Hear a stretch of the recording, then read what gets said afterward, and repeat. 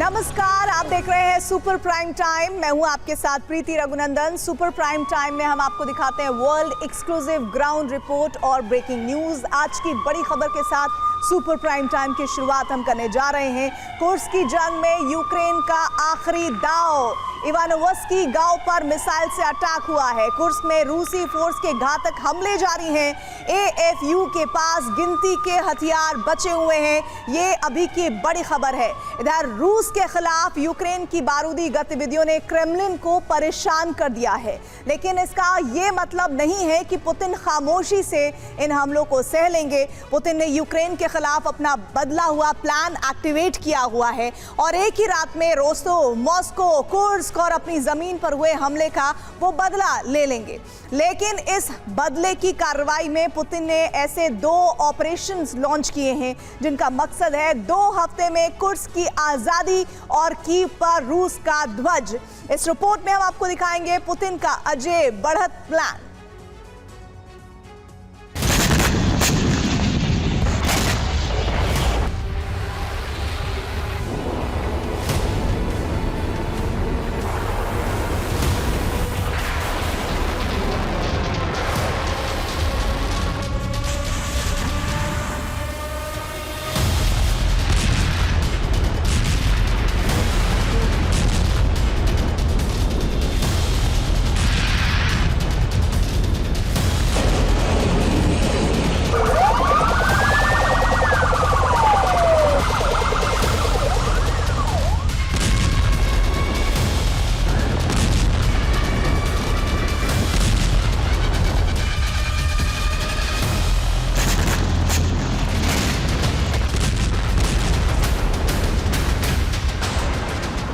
युद्धग्रस्त Ukraine का सबसे महफूज क्षेत्र राजधानी कीव, जहां हमला करने से पहले क्रेमलिन में विचार विमर्श होता है। अंतर्राष्ट्रीय संबंधों और रक्षा नियमों का प्रमुखता से पालन होता है।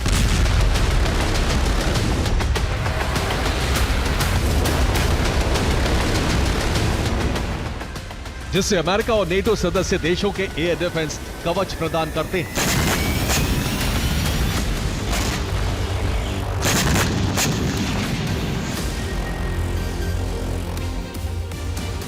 उन कवचों के सुरक्षा घेरों को भी भेद कर रूसी प्रक्षेपास्त्रों ने यूक्रेन के केंद्र को दहला दिया।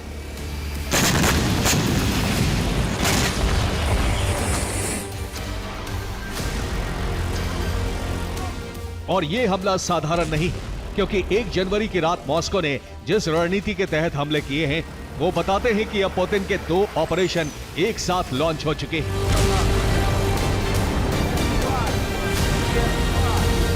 पहला है कुर्स्क मुक्ति अभियान और दूसरा है ऑपरेशन की फतेह।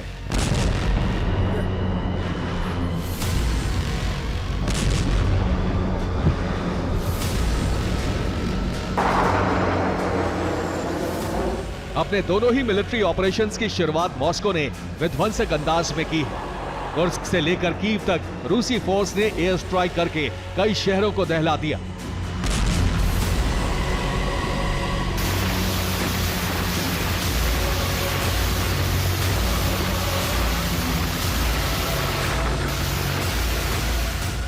मरियंस्की पैलेस के पास तक रूस का बारूद फटा है, जो बताता है कि पुतिन के इरादों में इस जंग के 2 मकसद हैं। पहला, यूक्रेन के लॉन्ग रेंज हथियारों से हुए हमलों का बदला लेना और दूसरा, अगले 2 हफ्तों में कीव फतेह के साथ बारूदी अभियान का अंत।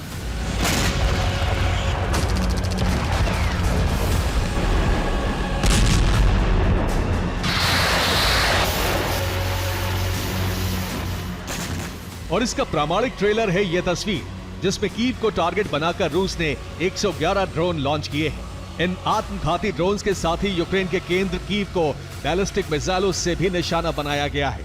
इसके अलावा यूक्रेन की सबसे महफूज जगह मरियंस्की पैलेस के पास भी रूस के ड्रोन गिरे हैं, जो बताते हैं कि कीव में लगे डिफेंस सिस्टम को रूसी हथियार धोखा देकर ज़ेलेंस्की के करीब पहुंच गए हैं। और दूसरा चौंकाने वाला हमला तीसरी तस्वीर में है, जो किया गया है कीव के सेंट्रल बैंक पर।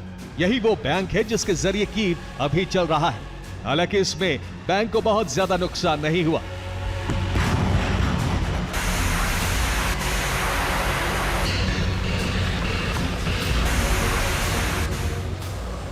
रूस की ये विध्वंसक एयर स्ट्राइक नए साल की पहली तारीख को हुई है और ये अब तक की सबसे ज्यादा चौंकाने वाली स्ट्राइक है जिसमें पूरा कीव दहल गया।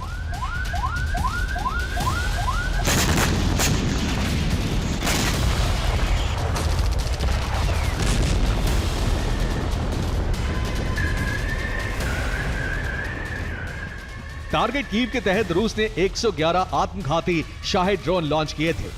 इन ड्रोन्स में से 63 को मार गिराने की जानकारी कीव ने दी है। इसके अलावा यूक्रेन के अलग अलग शहरों में रूस ने 65 मिसाइलें भी दागी हैं। इन मिसाइलों में हाइपरसोनिक मिसाइल इस्कंदर भी शामिल थी। यूक्रेन ने इन ताकतवर मिसाइलों में से 11 को इंटरसेप्ट करने का दावा किया है।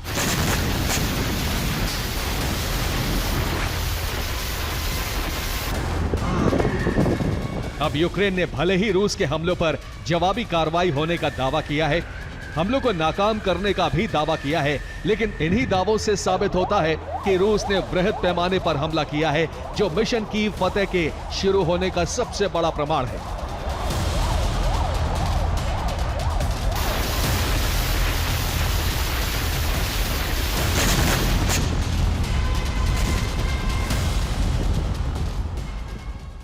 रूस के भीषण हमलों से यूक्रेन बैकफुट पर नजर आ रहा है, क्योंकि इन एयर स्ट्राइक के मुकाबले जवाबी कार्रवाई नहीं हुई।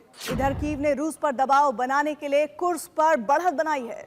उस कुर्स्क में भी यूक्रेनी फोर्स पर भीषण टारगेटेड हमले किए गए हैं।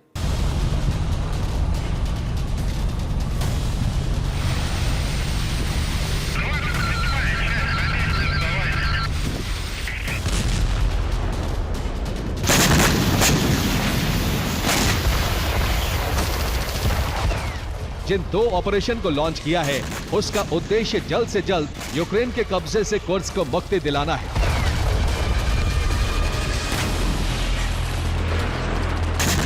तो वही कीव फतेह के साथ युद्ध विराम की घोषणा करके अपनी कठपुतली को मारियंस्की पैलेस में बैठाना है, ताकि ट्रंप के शांति प्रस्ताव की रूस के खिलाफ जाने वाली 2 शर्तें खुद ब खुद खत्म हो जाएं।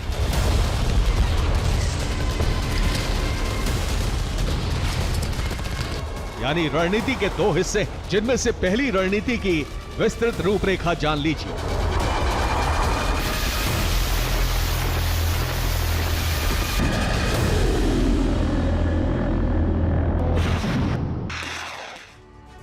कीव तक यूक्रेन को दहलाने के लिए रूस ने अपने जिन लॉन्च पैड्स को एक्टिव किया है वो ऐसे ही हैं कि किसी भी डिफेंस सिस्टम के लिए मुकाबला मुश्किल हो जाए। अपने ऑपरेशन कीव के तहत रूस ने ब्रियांस्क, ओरियोल, प्रिमोर्को, अख्तरस्क और क्रीमिया से चौतरफा हमले किए हैं ताकि डिफेंस सिस्टम धोखा खा जाएं। और रूस के इस रणनीति के जरिए बड़ी कामयाबी उसे हासिल हुई है।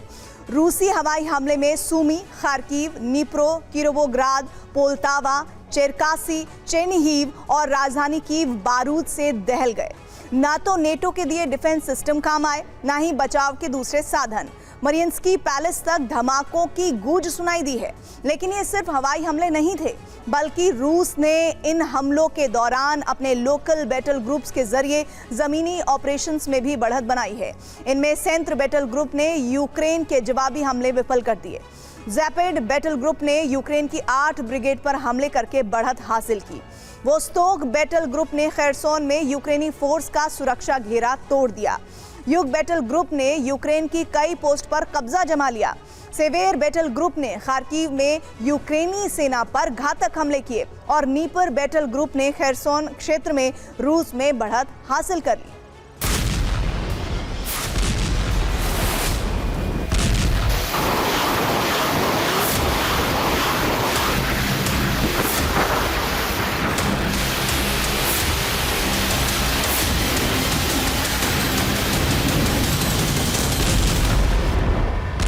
रूसी हमलों के बाद यूक्रेन बैकफुट पर जरूर है, लेकिन जितनी क्षमता है उसी से मुकाबला कर रहा है।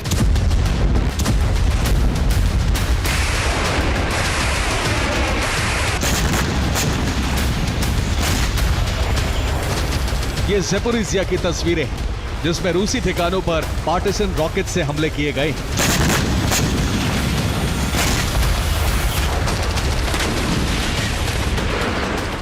दावा है कि यूक्रेनी नेशनल गार्ड तीसरे operational assignment Spartan brigade Petro Bolbochan के ड्रोन ऑपरेटर रूस के स्टारलिंक को निशाना बना रहे हैं। लेकिन इनमें मुकाबले के लिए इस क्षेत्र तक रूस के लोकल बैटल ग्रुप पहुंच चुके हैं, जो यूक्रेन पर भारी पड़ रहे हैं। इसके अलावा यूक्रेन रूस को हुए नुकसान गिनाकर मनोवैज्ञानिक प्रभाव भी डाल रहा है।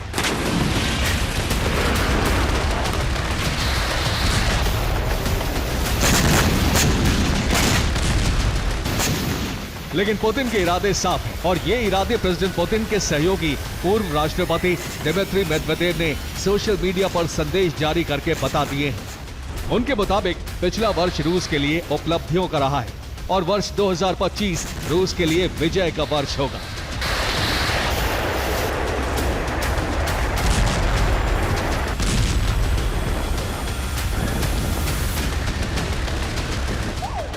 जिसके मायने ये हैं कि अब कीव पर जीत के साथ ही इस युद्ध का अंत होगा।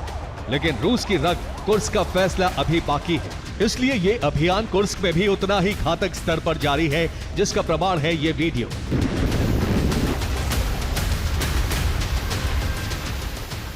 कुर्स्क और ब्लास्ट के सीमावर्ती क्षेत्रों में रूसी फोर्स के खिलाफ मोर्चा संभालने वाले यूक्रेनी सैनिकों की तबाही का ये लेटेस्ट वीडियो है।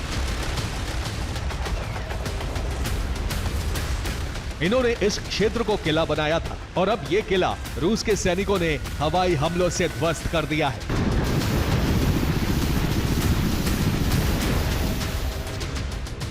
पहली पंक्ति में खड़े नेटो से यूक्रेन को मिले 3 टैंक्स की कब्र बनाने वाले रूसी पैराट्रूपर्स की ताकत fibre optical controlled FPV drones हैं, जिन्हें कुर्स्क में बड़ी संख्या में इस्तेमाल किया जा रहा है।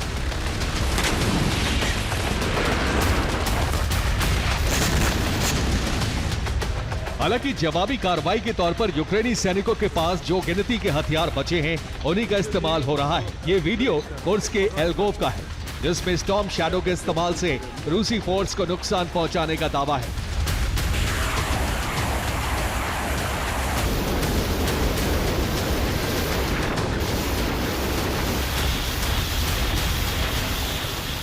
लेकिन यूक्रेनी सेना के पास ये हथियार कब तक बचेंगे, यूक्रेनी फोर्स कब तक लड़ पाएगी, ये किसी को नहीं पता।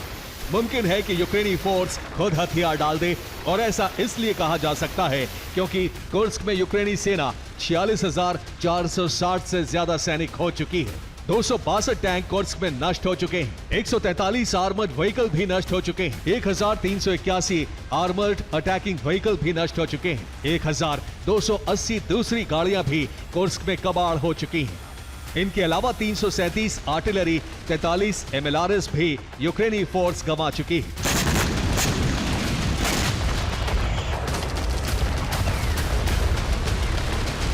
जिसका सीधा मतलब है कि रूस के ताबड़तोड़ हमले अब कुर्स्क में फिर से रूसी ध्वज फहराने के लिए हो रहे हैं, और ये ध्वज फहराने की श्रृंखला का विस्तार कुर्स्क से लेकर कीव तक हो चुका है।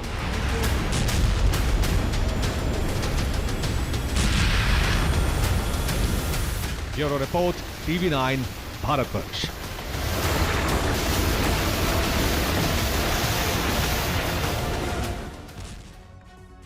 बड़ी खबर इस वक्त मिल रही है, ट्रांसनिस्ट्रिया में रूसी ऑपरेशन जल्द होगा और फ्रांसीसी AF के कर्नल ने इस बात का दावा किया है। नवोरोसिया से शुरू होगा ये ऑपरेशन, इस बात का जिक्र भी उन्होंने अपनी बात में किया है।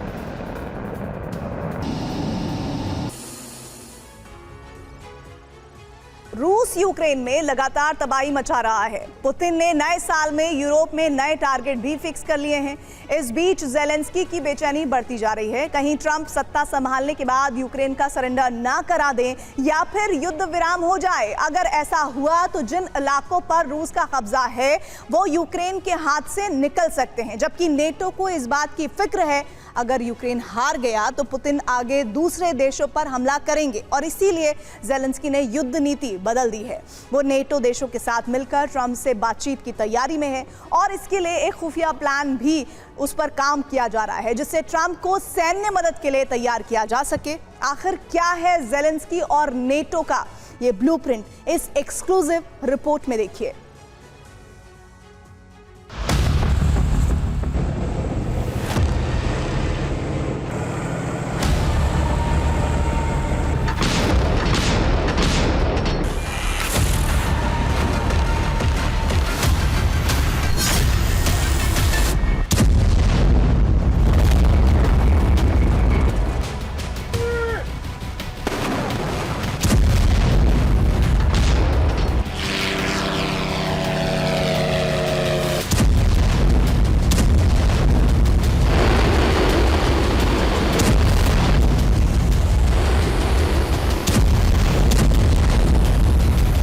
नए साल में अगर पुतिन ने हमले का नया पैटर्न अपनाया है तो ज़ेलेंस्की ने भी अब युद्ध नीति बदल डाली है।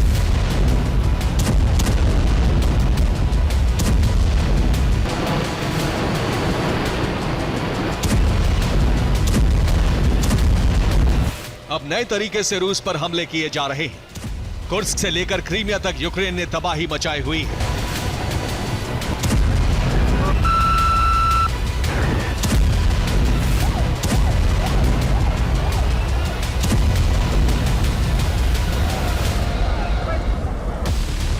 दरअसल ज़ेलेंस्की ने रणनीति के दो फ्रंट खोल दिए हैं।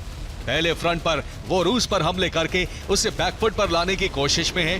दूसरे फ्रंट पर डोनाल्ड ट्रंप से बातचीत करके युद्ध को लंबा खींचने की सहमति बनाने में जुटे हैं। यानी ज़ेलेंस्की ने अपना कूटनीतिक दांव भी खेलना शुरू कर दिया है। अमेरिका में ट्रंप की वापसी के काउंटडाउन से यूक्रेन की बेचैनी बढ़ रही है, क्योंकि ट्रंप बाइडेन की युद्ध नीति का विरोध कर चुके हैं। वैसे डोनाल्ड ट्रंप ने एक बार कहा था कि ज़ेलेंस्की दुनिया के बेस्ट सेल्समैन हैं। वो अपना दर्द बेचकर अमेरिका के $बिलियन ले जाते हैं।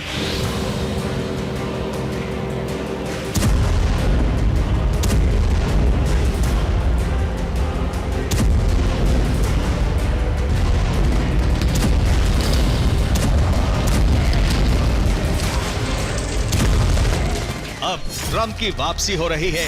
ऐसे में सवाल उठ रहा है कि क्या ज़ेलेंस्की की डिमांड पूरी करेंगे। हालांकि जो कयास लगाए जा रहे हैं उसमें यह तय माना जा रहा है कि डोनाल्ड ट्रंप यूरोप से ज्यादा अरब पर फोकस करने का मन बना चुके हैं।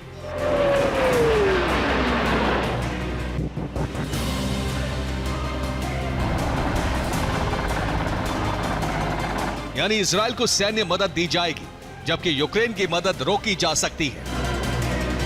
ज़ेलेंस्की को इसका अंदाजा हो चुका है, क्योंकि ट्रंप और पुतिन की केमिस्ट्री बता रही है कि यूक्रेन नेपथ्य में जाने वाला है। इस बीच दो बयानों ने ज़ेलेंस्की की धड़कनें और बढ़ा दी हैं।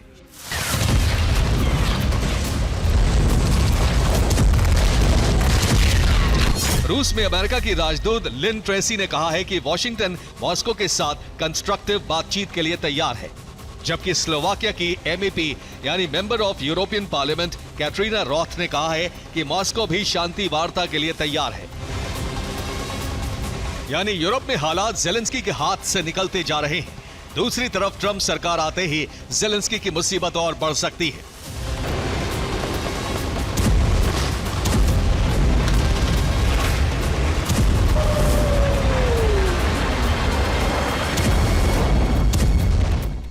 ऐसे संकेत मिल रहे हैं शपथ लेते ही डोनाल्ड ट्रंप यूक्रेन को दी गई सैन्य मदद में भ्रष्टाचार की जांच करा सकते हैं।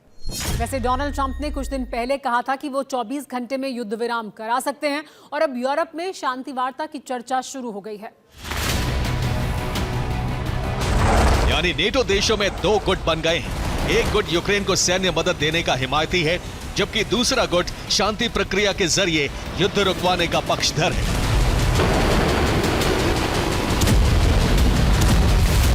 बदलते हालात को देखते हुए ज़ेलेंस्की ने भी अपनी युद्ध नीति को बदला है।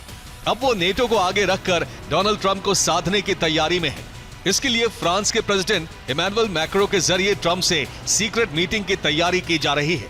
इसके साथ ही बैकडोर से नेटो की सैन्य शक्ति का इस्तेमाल का ब्लूप्रिंट बना लिया है, क्योंकि नेटो जल्द ही यूक्रेन को नॉन न्यूक्लियर सैन्य मदद देने के लिए तैयार हो गया है। इसके अलावा जर्मनी, फ्रांस और ब्रिटेन मिलकर ट्रंप टीम के संपर्क में है। हालांकि ज़ेलेंस्की की यह रणनीति उल्टी भी पड़ सकती है, क्योंकि अमेरिका में ट्रंप के करीबी यूएस से मिलने वाली मदद की चोरी करने का आरोप ज़ेलेंस्की पर लगा रहे हैं। डर है कि ट्रंप सत्ता में वापसी के साथ ही यूक्रेन में जांच शुरू करा सकते हैं। इसलिए ज़ेलेंस्की यूक्रेन के कई इलाकों से रूस को पीछे ढकेलने में लगे हैं। अगर युद्ध विराम होता है तो रूस का कब्जा काफी कम जमीन पर हो सके और यूक्रेन से समझौता हो तो ज़ेलेंस्की को कम नुकसान का सामना करना पड़े।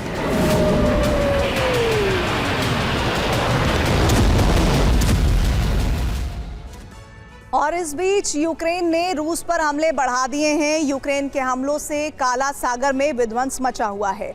यूक्रेन के ड्रोन हमले में सेवेस्तोपोल बेस पर नेवल पोस्ट खाक हो गया। यूक्रेन ने हमले के लिए सी ड्रोन का इस्तेमाल किया। इस दौरान रूसी वॉरशिप पर भी लगातार हमले किए गए। वॉरशिप से उड़े 2 कॉम्बैट हेलीकॉप्टर मार गिराए गए और यूक्रेनी फाइटर जेट ने हेलीकॉप्टर को उड़ा दिया। Mi-8 हेलीकॉप्टर पर स्टॉर्म शैडो से हमले किए गए। ओडेसा पोर्ट से लगातार हमले किए जा रहे हैं। पिछले 24 घंटे से काला सागर में रूस यूक्रेन में बारूदी घमासान जारी है।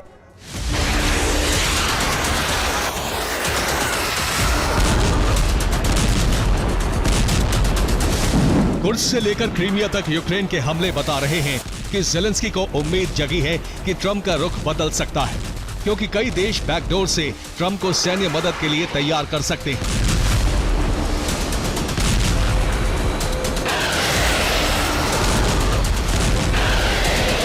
उन देशों में France, Britain, Germany, Poland, Denmark, Finland, Sweden और तीनों बाल्टिक देश लिथुआनिया, लातविया, एस्टोनिया शामिल हैं। फ्रांस और ब्रिटेन तो ट्रंप टीम के संपर्क में हैं। हो सकता है ट्रंप के शपथ ग्रहण के तुरंत बाद ही ज़ेलेंस्की और ट्रंप की मुलाकात हो, जबकि उससे पहले मैक्रो और ओलाफ शोल्स मुलाकात कर सकते हैं। हालांकि अभी तक इस पर ट्रंप की तरफ से तस्वीर साफ नहीं हुई है कि रूस यूक्रेन में युद्ध विराम के लिए रोड मैप क्या होगा, जबकि ऐसी स्थिति में यूक्रेन की तरफ से बयान आया है। ज़ेलेंस्की के प्रमुख सलाहकार मिखाइलो पोडोल्यक ने कहा है, बातचीत के बारे में बहुत सारी बातें हो रही हैं, लेकिन ये एक भ्रम है। कोई वार्ता प्रक्रिया नहीं हो सकती, क्योंकि रूस को इस युद्ध के लिए पर्याप्त कीमत नहीं चुकानी पड़ी है। यानी ज़ेलेंस्की को पूरी उम्मीद है कि शांति प्रक्रिया के लिए अमेरिका आगे नहीं बढ़ेगा, इसलिए यूक्रेन ताबड़तोड़ हमले कर रहा है।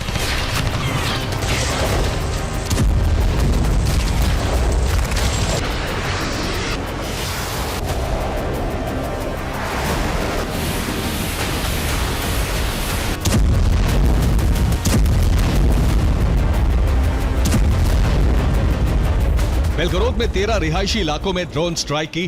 कुर्स्क में रूस की मिलिट्री पोस्ट तबाह कर डाली। सेवेस्तोपोल पर भी ड्रोन से हमला किया।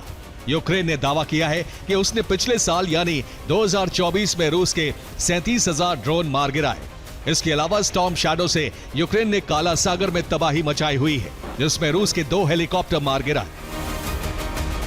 यूक्रेन के ड्रोन अटैक से क्रेमलिन की घबराहट बढ़ती जा रही है, क्योंकि नेटो से यूक्रेन को सस्ते और हल्के कामिकाज़े ड्रोन बनाने की तकनीक मिल चुकी है, जिससे वो खुद ही प्रोडक्शन कर रहा है। ड्रोन खतरे को देखते हुए रूस ने नया प्लान बनाया है। अब तमाम एयरबेस और सैन्य ठिकानों पर एंटी ड्रोन वॉल बनाई जा रही है। एयर डिफेंस तैनात करके सुरक्षा की जा रही है, जिससे यूक्रेन के ड्रोन हमले रोके जा सके।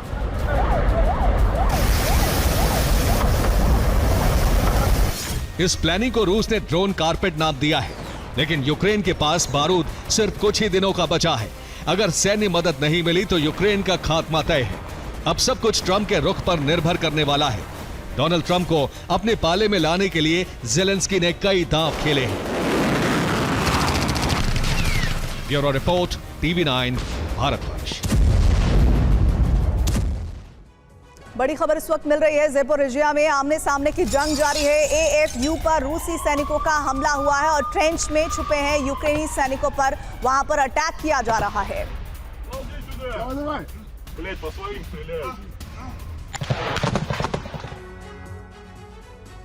आज रूस यूक्रेन जंग के 1000 दिन पूरे हो गए, लेकिन ये जंग थमने की जगह और ज्यादा तेज होती जा रही है। 2025 में यूक्रेन जंग का एपिसेंटर पोक्रोवस्क बन गया है। इस वक्त रूस की सेना पोक्रोवस्क के बेहद करीब मौजूद है। राष्ट्रपति पुतिन ने रूसी जवानों को 24 घंटे में यह शहर फतेह करने का मिशन सौंपा है। ज़ेलेंस्की से लेकर नेटो तक में तय है। ये भय लगातार गहराता जा रहा है कि अगर यूक्रेन पोक्रोवस्क हारा तो दक्षिणी यूक्रेन को रूस से आजाद करवाना असंभव हो जाएगा। सिर्फ इतना ही नहीं, इस शहर पर कब्जे का मतलब होगा नीप्रो तक रूसी सेना की सीधी पहुंच। कैसे, इस रिपोर्ट में देखिए।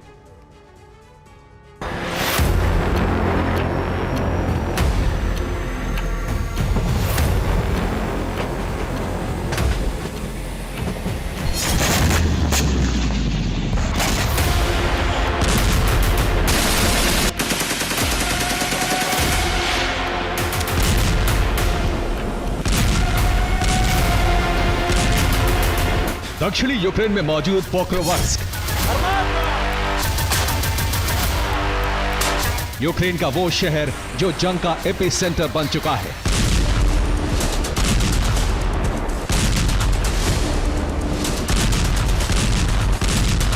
पुतिन ने अपनी सेना को हर हालत में इस शहर पर रूसी झंडा लहराने का आदेश दिया है।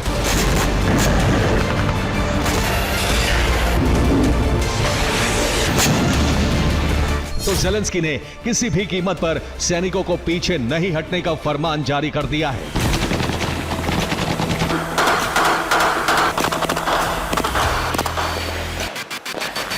यही वजह है कि पोक्रोवस्क की सरहद से चंद किलोमीटर दूर भीषण बारूद बरस रहा है।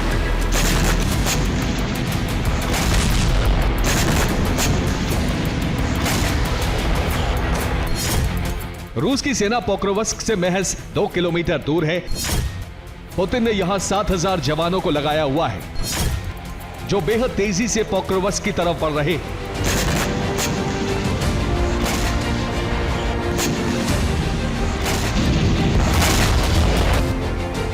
वीडियो में तबाह होता यह यूक्रेन का बख्तरबंद वाहन है जिसे रूस ने ड्रोन हमला कर नष्ट कर दिया। पोक्रोवस्क में रूसी सेना ने यूक्रेन का एक हाइमर्स रॉकेट लॉन्चर और 3 टैंकों को तबाह कर दिया। यूक्रेन ने पोक्रोवस्क को बचाने के लिए फ्रांस से मिले आस्म 250 हैमर बमों का इस्तेमाल शुरू कर दिया है। हैमर बम को रूसी टुकड़ियों पर S-25 फाइटर जेट से दागा जा रहा है।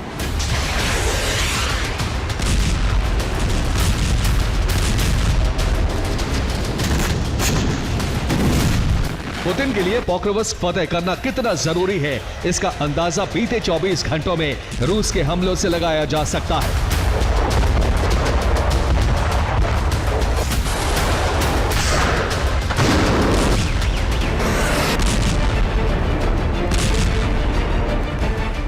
बीते 24 घंटे में रूस ने कुल 135 बड़े हमले किए हैं, जिसमें 35 हमले पोक्रोवस्क को टारगेट कर किए गए।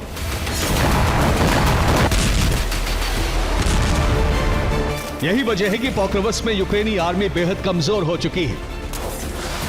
हालात ऐसे हैं कि यूक्रेनी सैनिक पोक्रोवस्क छोड़कर भाग रहे हैं, वो भी ऐसे सैनिक जिन्हें ज़ेलेंस्की ने फ्रांस में स्पेशल ट्रेनिंग दिलवाई थी।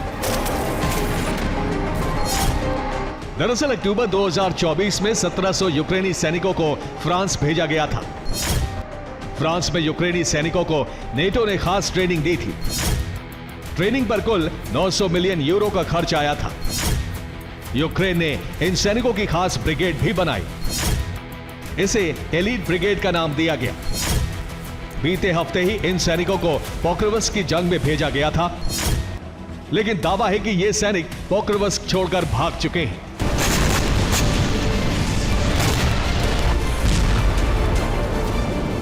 यानी जिन सैनिकों से ज़ेलेंस्की को सबसे ज्यादा उम्मीद थी, वो पोक्रोवस्क में एक हफ्ते भी नहीं टिक सके। फ्रांस से प्रशिक्षित सैनिकों के भागने से पोक्रोवस्क में मौजूद बाकी यूक्रेनी सैनिकों की भी हिम्मत टूट रही है, जिसका फायदा उठाकर पुतिन के जवान आगे बढ़ रहे हैं।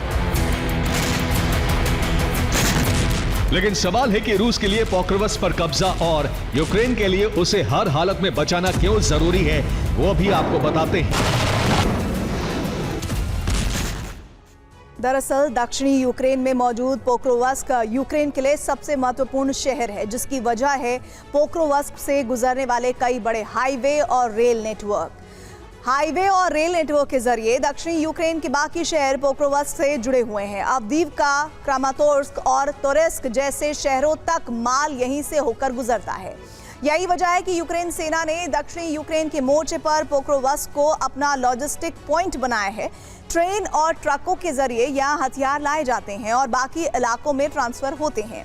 पोक्रोवस्क से रूस की सेना अब सिर्फ 2 किलोमीटर दूर है। अगर यूक्रेन के इन शहर पर रूस कब्जा कर लेता है तो आसपास के शहरों तक हथियारों की सप्लाई पर ब्रेक लग जाएगा।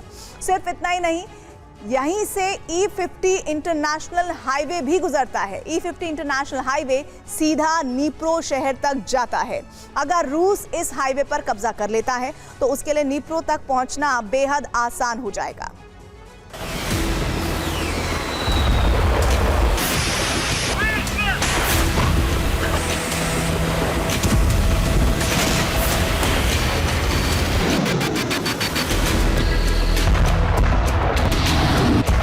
पोक्रोवस्क ही नहीं, डोनेट्स्क के बाकी इलाकों में यूक्रेनी सेना कमजोर पड़ रही है, जिसका फायदा उठाकर रूस डोनेट्स्क के इलाकों पर कब्जा कर रहा है।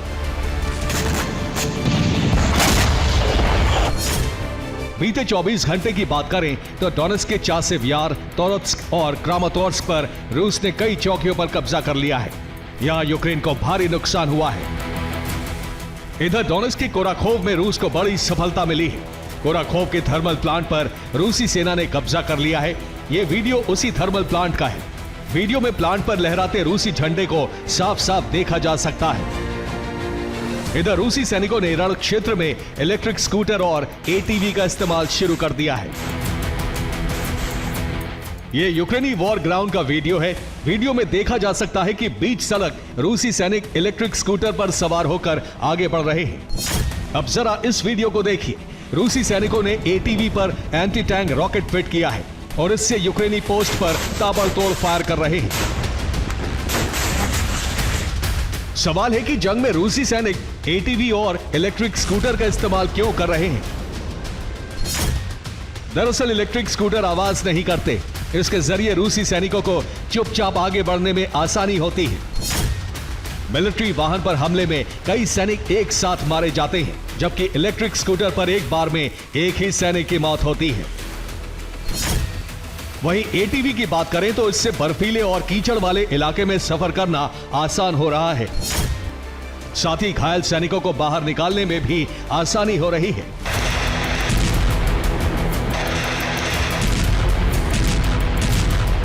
एक तरफ रूसी सैनिक आक्रामक हैं, तो वहीं दूसरी तरफ यूक्रेनी सैनिकों ने अपने कमांडर्स की रणनीति को खराब बताते हुए उनके आदेश को मानना बंद कर दिया है।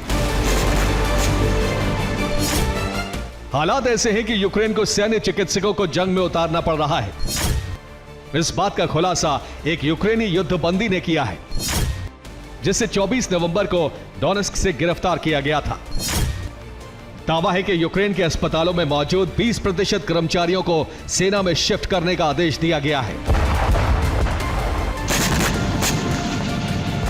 साफ है, बीते एक साल में रूस को बड़ी सफलता मिली है, लेकिन इस फतेह के बदले रूस को भारी कीमत चुकानी पड़ी है।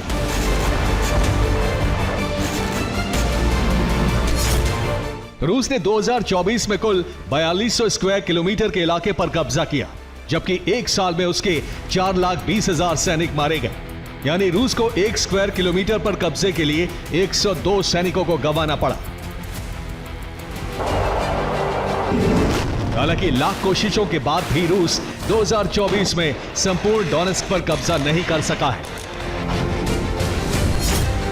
डोनेट्स्क कुल 26,517 स्क्वायर किलोमीटर में फैला है, जिसमें से 8,559 स्क्वायर किलोमीटर जमीन पर अब भी यूक्रेन मौजूद है।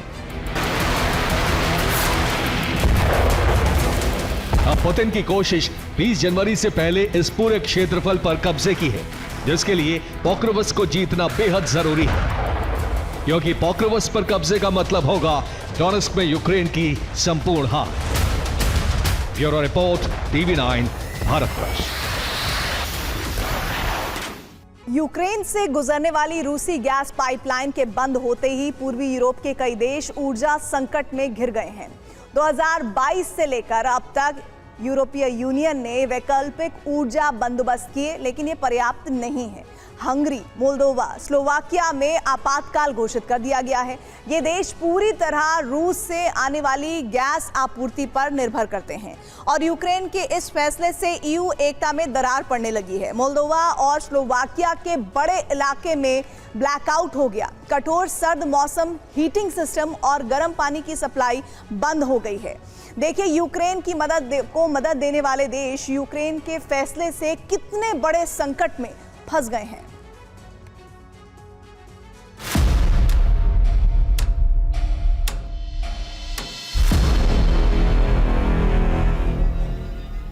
Ukraine has stopped the transit of Russian gas through its territory after a contract with Moscow expired. A home stove in Germany, probably burning Russian natural gas. Without gas, says the plant director, we have to shut down. The country's government has announced a 60-day state of emergency in response to the energy crisis.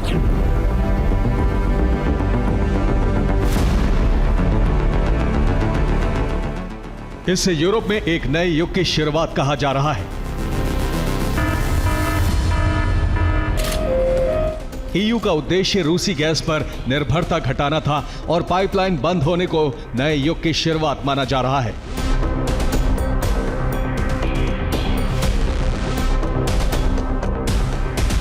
लेकिन यह नया युग Europe को him युग में ले जा सकता है। इसके कई खतरे हैं। यूरोप को सस्ती गैस मिलनी बंद हो गई है। ईयू को महंगी गैस आयात करनी पड़ रही है। पूर्वी यूरोप के गरीब देशों में आपातकाल लागू हो चुका है। ईयू की एकता में दरार पड़ने लगी है। ये सब ज़ेलेंस्की के फैसले को ईयू का समर्थन मिलने से हो रहा है और इसके गंभीर परिणाम वो देश भुगत रहे हैं जिन्होंने युद्ध में यूक्रेन के लिए अपनी हैसियत से ज्यादा हथियारों की मदद भेजी।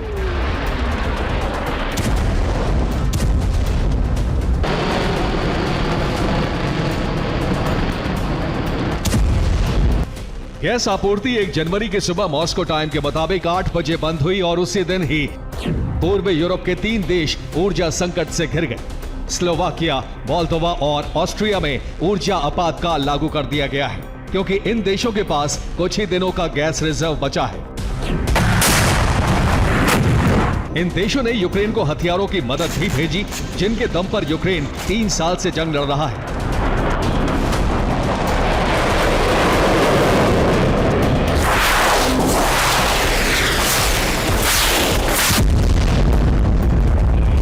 स्लोवाकिया ने यूक्रेन को सैन्य वाहन, howitzer gun, man pads, anti tank missile, infantry gear सहित बहुत से हथियार दिए।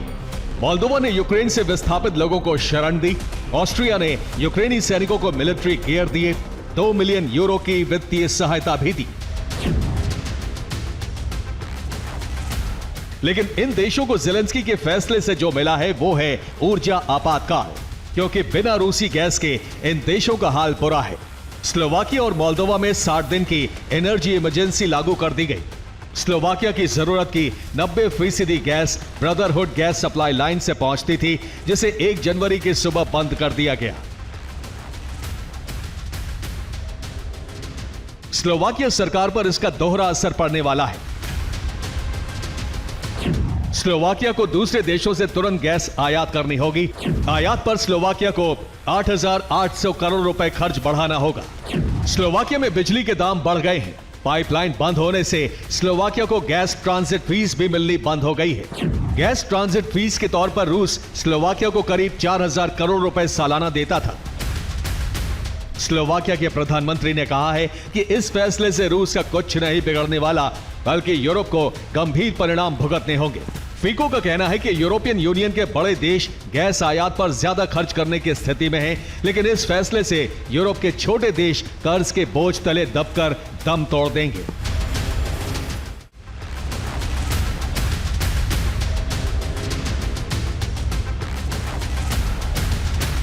एक जनवरी को ही स्लोवाकिया के साथ साथ मोल्दोवा में भी आपातकाल लागू कर दिया गया।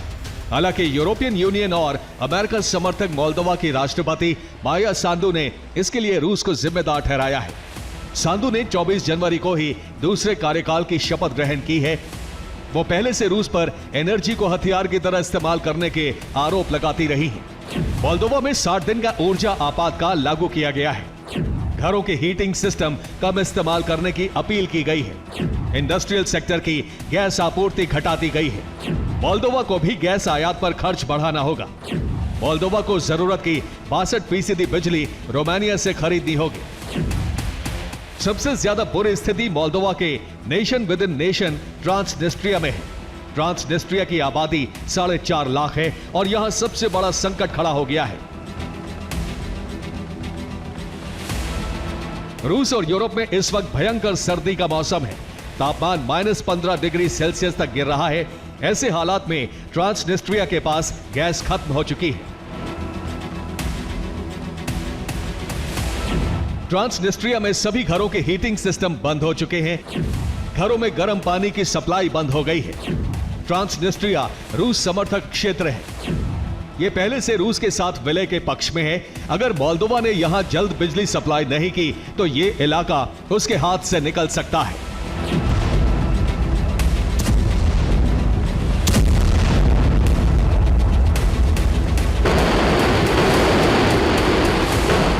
बारूदी जंग के साथ साथ पूर्वी यूरोप में अब बिजली, गैस और पानी की जंग छिड़ गई है। ये पहले से तय था कि यूरोप पर ऊर्जा संकट गहराने वाला है, लेकिन पूर्वी यूरोप के ये देश इस स्थिति में नहीं हैं कि लंबे समय तक ऐसे हालात का सामना कर सके। ईयू को जल्द इन देशों की जरूरत की एनर्जी सप्लाई करनी होगी, वरना ट्रांसनिस्ट्रिया ही नहीं कई छोटे देश रूस के खेमे में खड़े हो सकते हैं। इससे यूरोपियन यूनियन के पूरे समीकरण उलट-पुलट हो सकते हैं। Bureau report, TV9 Bharat. Syria का बारूद अभी ठंडा नहीं पड़ा है। एक दशक से ज्यादा समय से दहक रही इस जमीन पर पहले असद शासन के खिलाफ संघर्ष की कहानी को इतिहास बनाया गया और अब कुर्द क्षेत्र के संघर्ष ने सीरिया को बारूदी ज्वालामुखी बना दिया। लेकिन ये संघर्ष गुटों का नहीं है, बल्कि इस संघर्ष में आमने सामने है रूस और अमेरिका। इसमें अमेरिका प्रत्यक्ष रूप से मौजूद है, लेकिन रूस का फेस ईरान बनकर उभरा है। क्या है सीरिया का बारूदी समीकरण, देखिए इस रिपोर्ट में।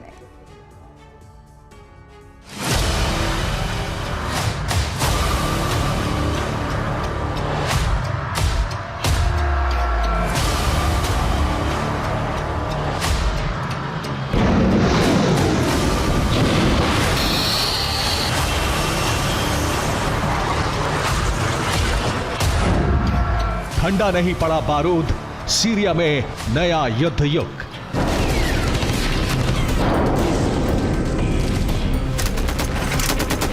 सीरियन नेशनल आर्मी यानी असद की वो सेना जो अब तक विद्रोहियों के खिलाफ जंग लड़ती आई है, HTS के तख्ता पलट करने के बाद वही सेना अब विद्रोही की भूमिका में आ चुकी है और इस भूमिका का फायदा उठाने के लिए तैयार है ईरान।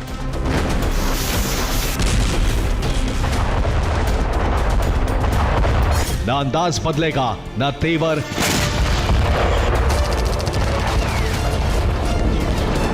ईरान की मदद जारी है, जिसका मकसद है हिजबुल्लाह के ठिकाने तक कॉरिडोर बरकरार रखना।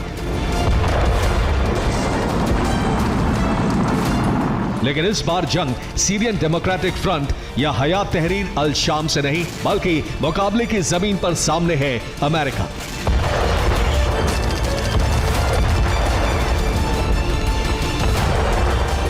लेकिन क्या अमेरिका के सामने वाकई ईरान के प्रॉक्सी हैं? क्या वाकई सीरिया की जंग में ईरान ही अहम भूमिका निभा रहा है या फिर ईरान सिर्फ चेहरा है?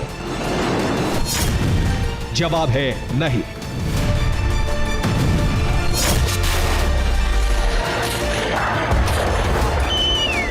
बल्कि सीरिया की जमीन को फिर से सुलगाने वाला मुख्य किरदार है रूस।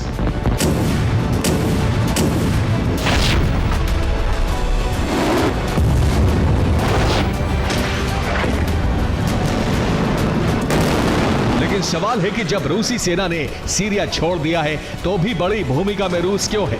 इस सवाल का जवाब है सीरिया में वर्चस्व की जंग में बढ़त हासिल करना। कुर्द क्षेत्र में जारी अमेरिका और तुर्की के बीच अघोषित संघर्ष का फायदा उठाना, जिसमें ईरान एक बड़ा किरदार निभा रहा है और इस किरदार का खुलासा हुआ है ईरान के सर्वोच्च नेता खamenei की एक पोस्ट से।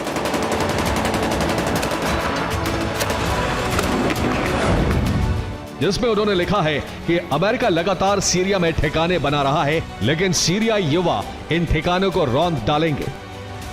इस पोस्ट के मायने यह है कि ईरान सीरिया में उन्हें मदद पहुंचा रहा है जो अमेरिका के खिलाफ विद्रोही की भूमिका में है, और यह भूमिका है कुर्द क्षेत्र में सक्रिय ईरानी प्रॉक्सी। हालांकि इन्हें अब तक अमेरिका से ही मदद मिली है, लेकिन इशारा मिल चुका है कि अब यही लड़ाके ईरान की मदद से अमेरिका के खिलाफ लड़ेंगे, और इसके कई कारण भी हैं।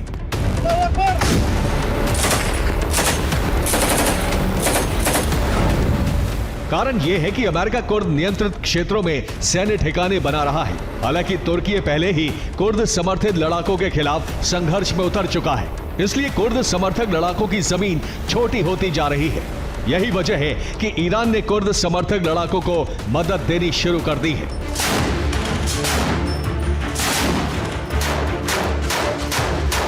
ईरान की इस मदद के पीछे कई मकसद हैं। ये मकसद है लेबनान तक अपना कॉरिडोर बनाए रखना, तो वहीं मिडिल ईस्ट में अमेरिका के प्रसार को रोकना। इसके अलावा अमेरिका के खिलाफ अपने प्रॉक्सी को ईरान जिंदा करना चाहता है। जिसमें रूस मददगार है, क्योंकि रूस भले ही सीरिया से निकल चुका है, लेकिन रूसी फोर्स की मौजूदगी मिडिल ईस्ट में बरकरार है और ये मौजूदगी पहले से ज्यादा घातक है।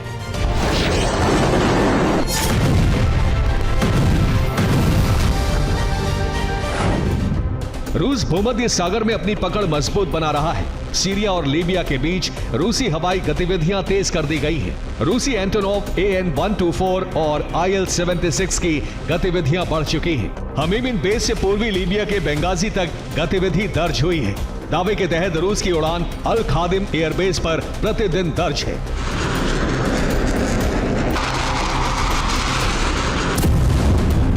हालांकि रूस की गतिविधियों का मकसद अफ्रीकी अभियानों में तेजी लाना बताया जा रहा है, लेकिन मकसद सबको पता है।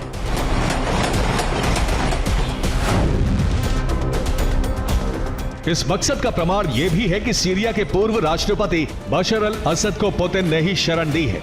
लेकिन अब खबर यह भी है कि रूस में असद को जहर दिया गया है और वो जिंदगी और मौत के बीच संघर्ष कर रहे हैं। हालांकि रूस के एक आधिकारिक सूत्र ने सफाई जारी करते हुए बताया है कि असद की तबीयत खराब है, लेकिन जहर की खबर में अगर सच्चाई है तो फिर इसके कई मतलब निकलते हैं, जिसे रूस की सीरिया नीति का पहला चरण माना जा सकता है, जिसमें सीरिया में काबिज सरकार के साथ पुतिन की डील होने की संभावना है ताकि अमेरिका को सीरिया से बेदखल किया जा सके। Bureau report, TV9 Bharatvarsh.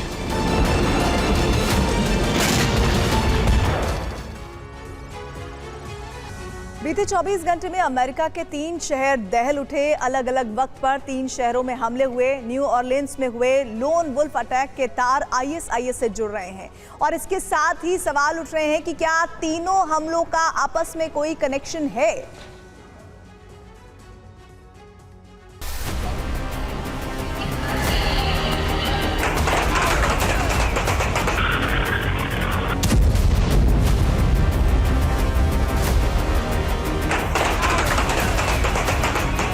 किसी को अंदाजा नहीं था कि साल 2025 अमेरिका के लिए 3 मनहूस खबर लेकर आएगा। नए साल पर अमेरिका के न्यू ऑरलिन्स में लोन वुल्फ अटैक हुआ, जिसमें 15 लोगों की मौत हो गई। वहीं इसके बाद लास वेगास में ट्रम्प होटल के सामने टेस्ला साइबर ट्रक में जबरदस्त ब्लास्ट हुआ। इसके बाद न्यूयॉर्क के क्लब में एक सिरफिरे ने अंधाधुंध फायरिंग कर दी। ये न्यू ऑरलिन्स की तस्वीरें हैं, जहां 1 जनवरी की रात सबसे पहला हमला हुआ। यहां सड़क पर कई लोग नए साल का जश्न मना रहे हैं, गाने के धुन पर थिरक रहे थे कि तभी एक तेज रफ्तार ट्रक 50 लोगों को कुचलते हुए यहां से निकलता है, जिसमें 15 लोगों की मौत हो गई। सिर्फ इतना ही नहीं, इसके बाद हमलावर लोगों पर अंधाधुंध फायरिंग कर देता है। इस हमले को कुछ ही घंटे बीते थे कि न्यू ऑरलिन्स से 1700 किलोमीटर दूर लास वेगस में जबरदस्त धमाका हुआ। यह धमाका एक टेस्ला साइबर ट्रक में हुआ था। धमाके के वक्त ट्रक ट्रम्प टावर के सामने खड़ा था। अचानक पहले धुआं उठता है और फिर ब्लास्ट होता है। विस्फोट के बाद छोटे छोटे टुकड़े पूरे इलाके में फैल जाते हैं।